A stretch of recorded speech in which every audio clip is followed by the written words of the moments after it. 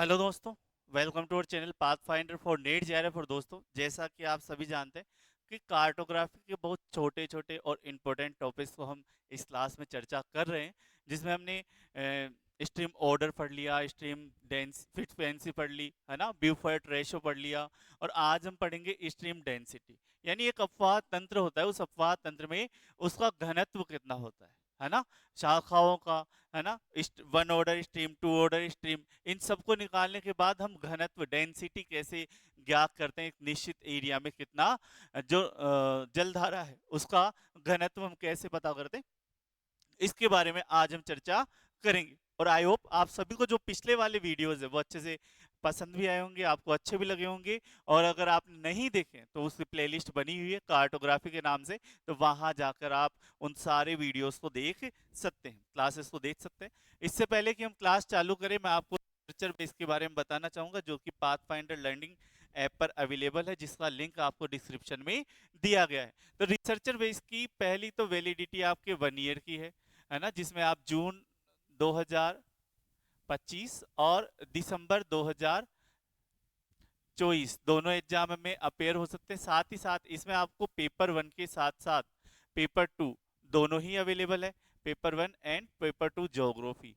ठीक है, दोनों के आपको कोर्स में अवेलेबल रहते हैं, जिसमें आपके पेपर 1 के नोट्स में आपको पीडीएफ फॉर्मेट में मिलते हैं, जबकि ज्योग्राफी के जो नोट्स है वो आपको बुकलेट फॉर्मेट में मिलते हैं, जो हम यहाँ से आपको कुरियर करवाते हैं। जैसे आपके समुद्र विज्ञान वाले नोट्स है ना, तो ये रहे, आपके मानचित्र कला वाले नोट्स हैं, तो ये बुकलेट यूनिट वाइज हमने बना रखे हैं और यूनिट वाइज ही आपको कुरियर करवाते हैं। उसके अलावा आपको इसमें आपकी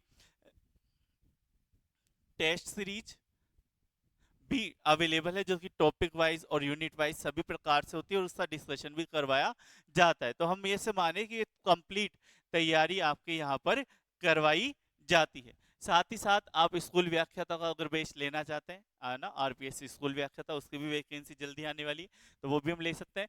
और पाथ फाइंडर लर्निंग ऐप पर आपको भूगोल से related RPSC first grade, net set, college lecture, प्रयोगशाला सहायक, लैब असिस्टेंट, जो वैकेंसी जल्दी ही आने वाली है, के बेचेज मिलते हैं। ऑनलाइन ऑफलाइन क्लासेस में भी नोट्स भी और टेस्ट भी अवेलेबल है। ठीक है, तो डिस्क्रिप्शन में लिंक दे रखा है, बाकी हमारा एड्रेस है ही। अगर आप ऑफलाइन ज्वाइन करना चाहें तो ऑफलाइन भी ज्वाइन कर सकते हैं। तो अब ये अपवाह घनत्व यानी ड्रेनेज डेंसिटी होती क्या है ये, यानी एक निश्चित क्षेत्र में विद्यमान नदियों और सरिताओं की कुल लंबाई क्या कहलाता है, अपवाह घनत्व कहलाता है। यानी एक निश्चित क्षेत्र में विद्यमान सरिताओं की और नदियों की कुल लंबाई का घनत्व वो क्या कहलाता है, और अपवाह घनत्व आपके कहलाता है। फॉर्मूला क्या हो जाता है, summation L U upon A you. L U यानी क्या है, किसी वर्ग में पाए जाने वाली समस्त सरिताओं की टोटल लंबाई, यानी नदियों की टोटल लंबाई। और ए यू यानी उस वर्ग का क्षेत्रफल।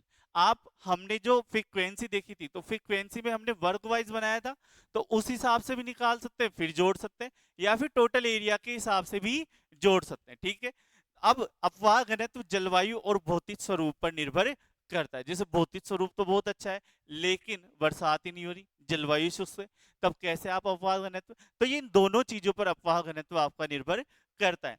उच्च घनत्व उच्च द्विशाखन अनुपात को दर्शाता है। इसके अतिरिक्त यह जल की उपलब्धता और मुलायम चट्टानी संरचना को इंगित करता है। द्विशाखन, है ना, बायो बायो ब्यूफोर्ट रेशो, है ना, वो भी अच्छा होना चाहिए उच्च घनत्व के लिए। उसके अलावा अतिरिक्त जल की उपलब्धता भी होनी चाहिए और मुलायम मुलायम चट्टानी संरचना भी होनी चाहिए, तब हमें उस क्षेत्र में एक अच्छी उच्च घनत्व देखने को मिलता है। जैसे 2 से कम है तो वेरी कोर्स, 2 से 4 में, फिर 4 से 6 में मॉडरेट, फिर 6 से 8 में फाइन, और 8 से ज्यादा है तो वेरी फाइन आपको घनत्व देखने को मिलता है। तो एक एग्जाम्पल हमारे पास है, बिल्कुल सिंपल सा एग्जाम्पल है ना, और इस एग्जाम्पल की सहायता से हम डेंसिटी निकालने का प्रयास करते हैं। तो देखो, A drainage basin is the fourth order course and area of 40 square kilometre, यानी टोटल एरिया कितना है,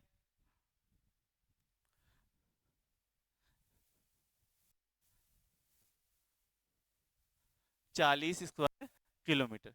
टोटल लेंथ, अब फर्स्ट ऑर्डर की कितनी है, फर्स्ट ऑर्डर फर्स्ट ऑर्डर हम जानते हैं ना, जैसे नदियां हैं प्रारंभिक रूप से मिल रही है, तो फर्स्ट फर्स्ट फर्स्ट, है ना।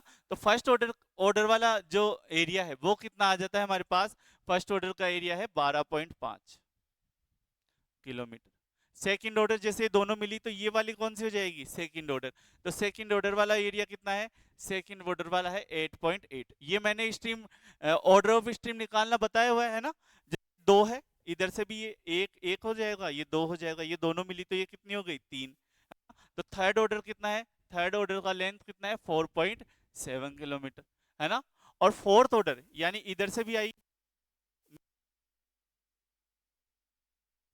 तो ये थर्ड हो गई, ये थर्ड और ये थर्ड मिली तो ये हो गई फोर्थ। फोर्थ ऑर्डर वाला कितना है, टी एच,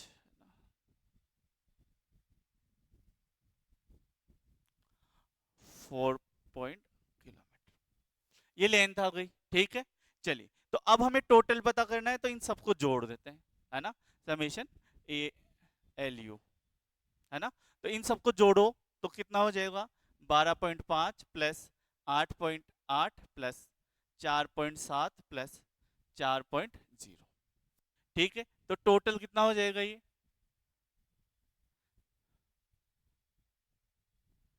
है ना। तो 7 और 15 20 का जीरो हासिल की 2,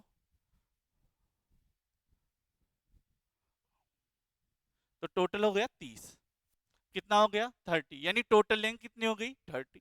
एरिया कितना है, 40, तो एरिया का डिवाइड दे दो, ठीक है। तो आंसर कितना आ जाएगा, इसका इसमें भाग दिया तो 0.75 स्क्वायर, ये आपकी डेंसिटी आ गई, ठीक है। तो डेंसिटी कितनी है, 0.75।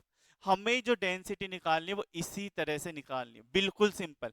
अगर आपके क्वेश्चंस आए तो उसमें डेंसिटी निकालने की आपको क्या करना है, टोटल सबको जोड़ लेना है और जितना एरिया दे रखा है उसका भाग दे देना है। जैसे एरिया ये दे रखा है ना 40 वाला टोटल, तो इसका भाग दे देना है। और first order, second order, third order और फोर्थ ऑर्डर जो दे रखे होंगे उनको सबको जोड़ के उसमें डिवाइड कर देना है, ठीक। तो बिल्कुल सिंपल सा है और बिल्कुल साधारण सा ये क्वेश्चन पूछा जाता है।